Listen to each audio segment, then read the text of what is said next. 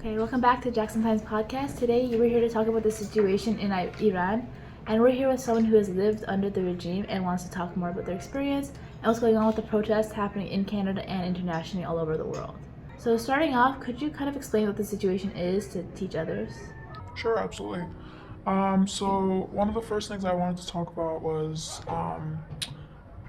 people think that this is only about women's rights. It is far beyond that currently. Although the past protests have been about a girl named Mahsa Amini who was killed by the IRGC, the Iranian Revolutionary Guard Corps. Um, she was killed because she wasn't wearing her hijab, which is the headscarf, properly, and she was escorted by their police and eventually beaten to death from the evidence that we have. That protest took place in 2023, I believe, and now it has escalated even more with economics and financial problems. Um, and now it's more about just switching and transitioning from this occupying regime that is currently in Iran and is taking over that section. Now, the thing about it is, it's not just about Iran, it's about peace in the Middle East, and it's true because the IRGC is currently funding 8 known terrorist groups, and themselves are also terrorist groups recognized as a terrorist group. So um, it's not just about Iranians. It's not just about the people who are dying. It's not about the shooting and just the protests that are happening in Iran. This will ultimately be better for the entire Middle East with the regime being gone. That means there would be no funding for terrorist groups like Hamas, the one that is most heard of currently because of the current situation in Palestine and Israel. Now, how I would like to think about it is if there was no IRGC, there would be no funding for these terrorist groups, including Hamas, and therefore this war could have potentially been prevented if the IRGC did not fund them. Now, you see this all around the world. It's not around the world, but specifically in the Middle East, because there is quite a few organizations that at least we know of. There's some that are underground and we haven't heard of, right? There aren't any evidence, but 8 of them, which we know, some of them like the Hezbollah in Lebanon, and there's quite a few more like the ISIS or the Taliban that are also being funded by the IRGC. That's a little bit about the situation. It started from Mahsa Amini, but now it's mostly about the economic issue and the financial, which people are going into insane poverty lines. Now, the reason for that is mostly because the money that the government is making off the oils is being put into these terrorist regimes instead of being properly implemented into the society. Okay, thank you. Can I ask how are ordinary people in Iran being affected to the situation in day-to-day life? Yeah, sure. So I'll give you a very easy example, actually. This is a story of a very close family friend that we've recently heard of. What happened was there's a couple here that we are friends with, and she and her husband have been living here since 2016, and they decided to bring in their parents from Iran because they have kids and they want them to be, raised by their grandparents and be close to them. So with the Persian New Year coming up, the grandma decided that she wants to go and just check how things are in Iran, check on their siblings and whatnot. So she left, I believe, in December, so right before the situation escalated. And what happened was one night, there was a protest and she knew it. And she just went out because, the whole point of the protest was it's not just protesting. You're just going out for a walk. You're just going out for a walk, but you're supporting the cause, right? But she was just going out to walk like everybody else was at 8 p.m., which as they were supposed to for the protest that was scheduled. And honestly, some intent of it was to protest, some intent of it was to just go out, like a normal person should be able to in any country. And what happened was she was beaten by the guards, by Iran's police, by people who are supposed to protect the country, not harm its citizens. Now, she was able to escape. However, she was obviously elderly in her 70s or 80s, so there was only so much that she could do. She managed to get herself out of the situation because if she would have stayed there, she would have been arrested and eventually not even been able to get medical attention. But what happened was she went back to her house, and I'm sure that everybody knew there was a blackout, so even internally, you couldn't call 911 or any organizations to help you. She got herself into the house, and she couldn't communicate with anyone else. She couldn't call anyone, so she ended up passing away in her house. And then it was just a matter of days that the internet turned back on after the 14-day blackout, and people realized that she's not responding to any of the texts or the messages, and that's not normal because now the internet's back on. So they sent family members that are currently in Iran to her house, and they found that she was dead inside of her house. She passed away, unfortunately. And this just goes to show how much hate is implemented into these police or the guards, because they don't even believe that these people who are out protesting are Iranian citizens. They believe that these are outsiders. They believe that they have been trained by Mossad or the US or the Western society, like the Israeli Zionists. They do not believe that these are protests of the Iranian people themselves. So that's a little bit about the day-to-day for the regular citizens. Now for students, they've been trapped inside of universities. They lock them inside there, and they either bring machine guns or they beat them, or things that we don't even really hear because there's not a lot of news coming out of Iran still to this day, because they are controlling, even though the internet's back on. Now that's a little about the students, the people who are getting simply an education, are protesting also and are being killed every day without any evidence. So yeah, that's a little about the day-to-day situation. Are there any misinterpretations or anything being overlooked by people outside of Iran when it comes to this situation? Right, so one of the biggest misinterpretations about this is the Islamophobia attacks that have been happening.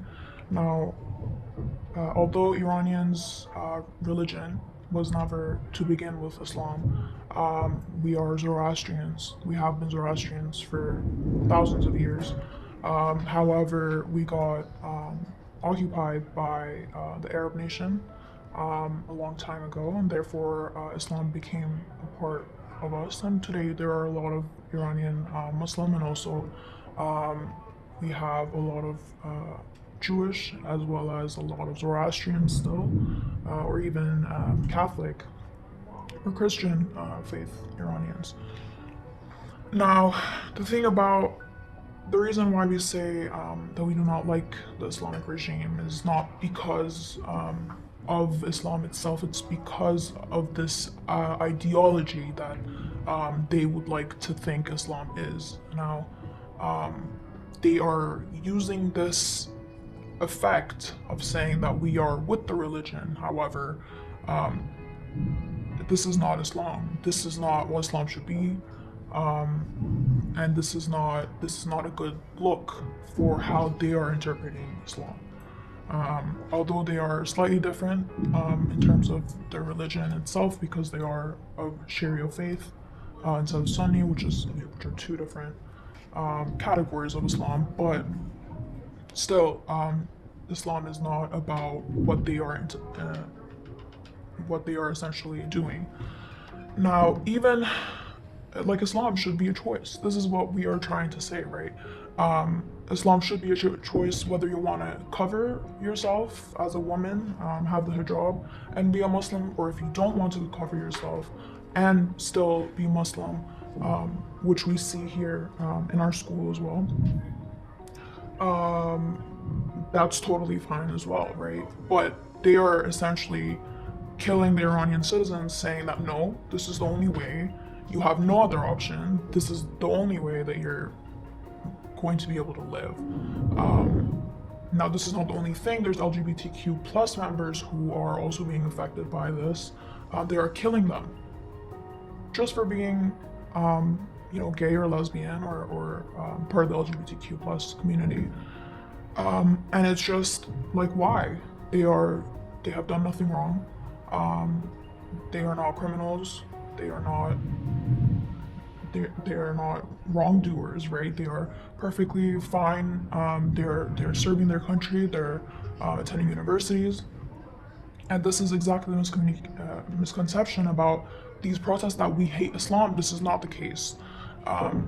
If anything, we love Islam, but we want it to be a choice, like it should be anywhere in the world.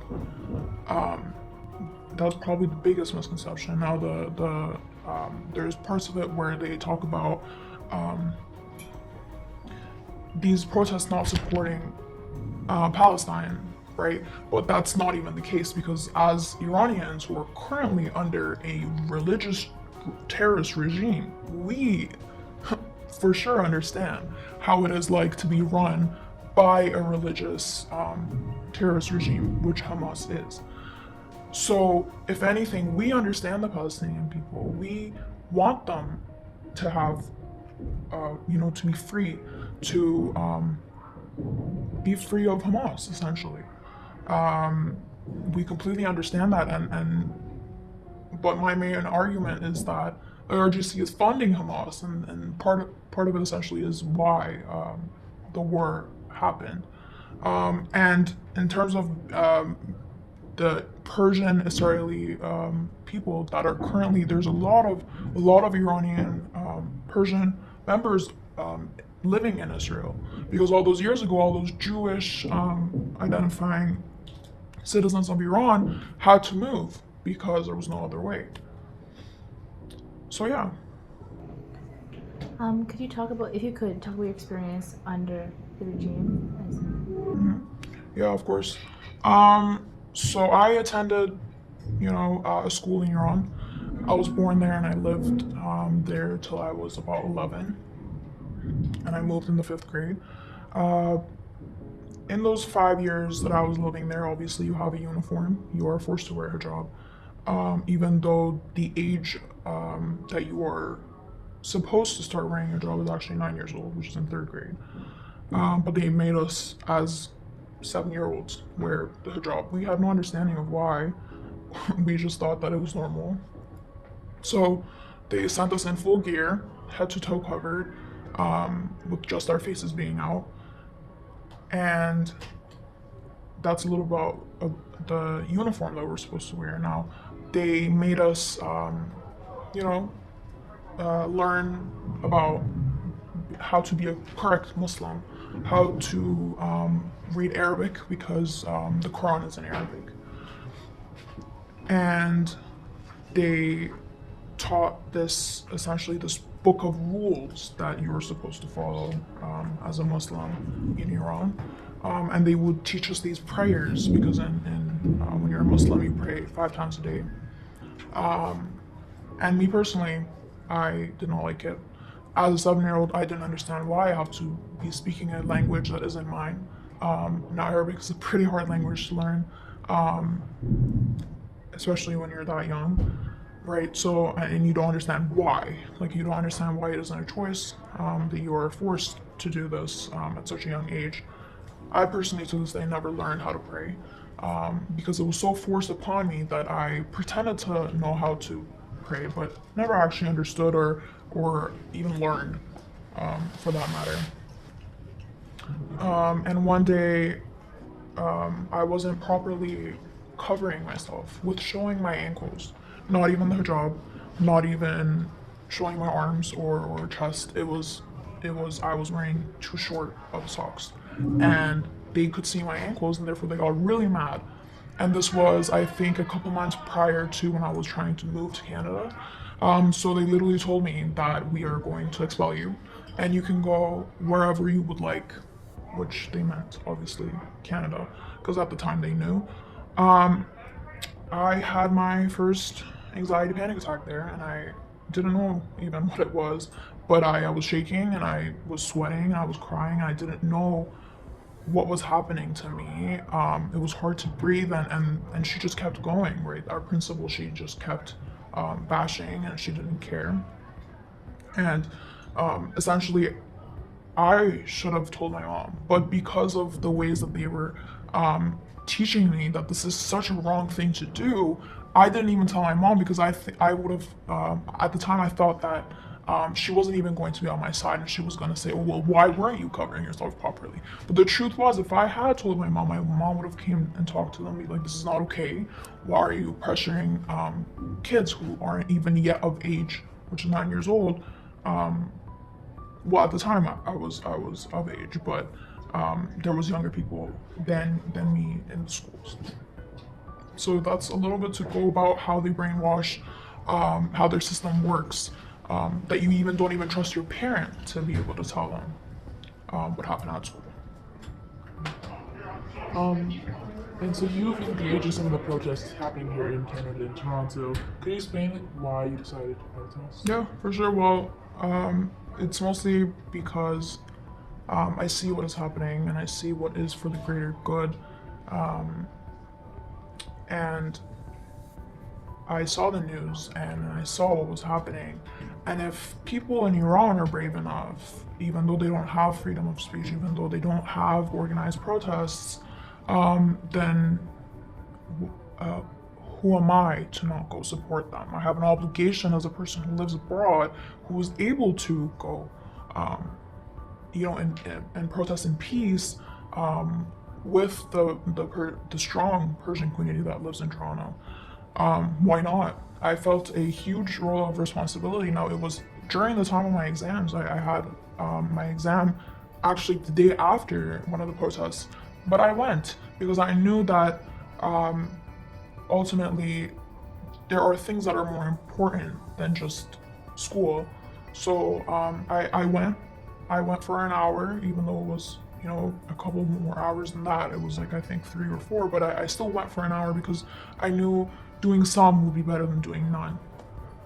So with me both experiencing personal experiences, as I was saying, and also the experiences that I've heard, it just, like, if you are Iranian and if you really care about human rights, why wouldn't you go and protest? Can you explain what the main goal of the protests are, or what outcome that people would like to see? For sure. A misconception is that we want our monarchy back. Now, the thing with that is we did have a monarchy before the Islamic regime, and they were honestly amazing. And I'm gonna tell you a few reasons why before I do that. So the Shah of Iran, he implemented a lot of the basic, what I would say, human rights. He liked the Western values, very true. However, he wasn't trying to take away our culture. That was not his intent at all. He was trying to educate ordinary people in Iran because we were transitioning from a barbaric system into a more civilized and so-called Western society.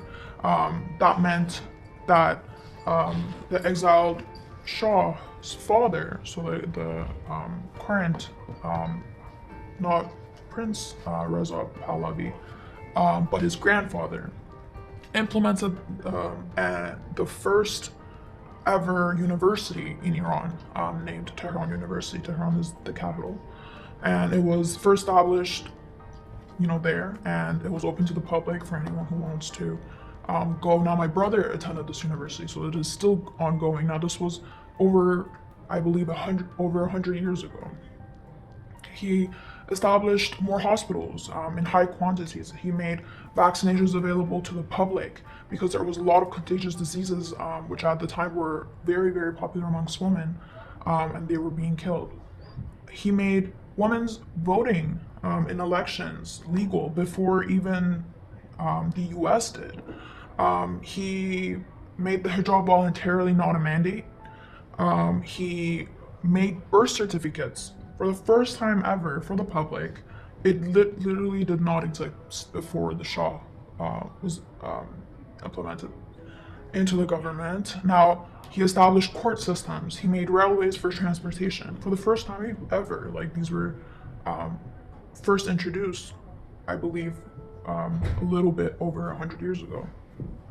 Now, the outcome that these protests want aren't necessarily the monarchy back, because obviously monarchy had its own flaws. What we want now is democracy. That's what we want. We want to be able to choose, like everybody else is, for example, in Canada or in the US, rather. We want to be able to vote. We want to be able to have democracy, literally, that word, democracy, I think that could be a good word to explain the outcome itself. Because, and even the current transitioning leader, Reza Pahlavi, he himself says that I am for democracy. I like democracy, and that is the whole point of it. Like, I am just a transitional leader. I am not saying that I will go back and continue monarchy. If that's what the people want, then that's what the people want.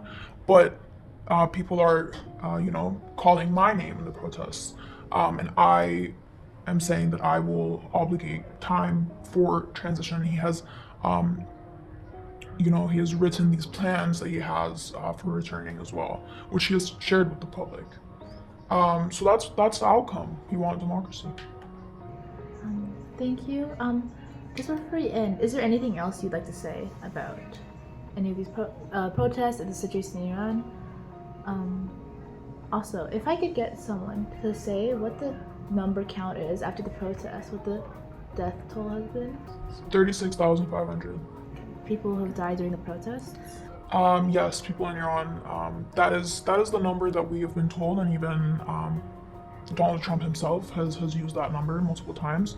But the problem with that is although I want to explain how much this number is.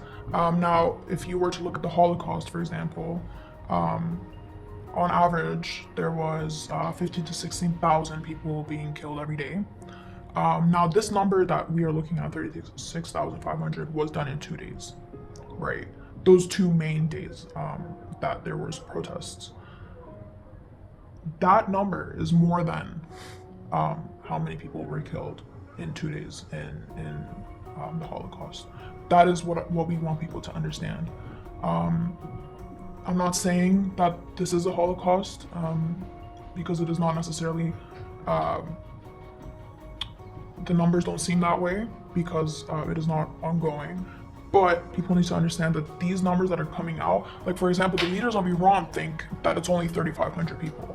That's what they've been saying, but there was obviously a lot more than that, and which President Trump had to, say it's 36,500. This just goes to show how much they are ignorant and how much they don't understand what they are doing, or they would like to trick the public in their own way. I would just like to say this as a note for organizations like the UN or UNICEF, who are deciding to currently ignore this topic fully.